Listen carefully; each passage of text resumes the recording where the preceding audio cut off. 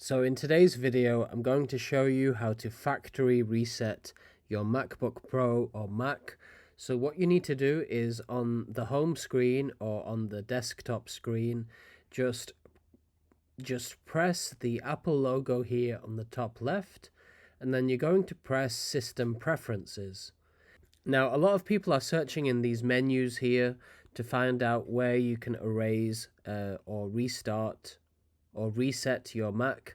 It's actually in this area here. So on the top left, it does say System Preferences.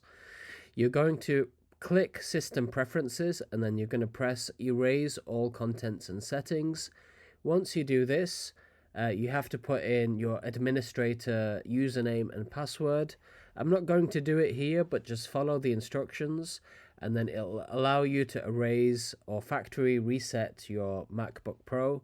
I'm not going to do it because I don't want to lose all my information just for this video.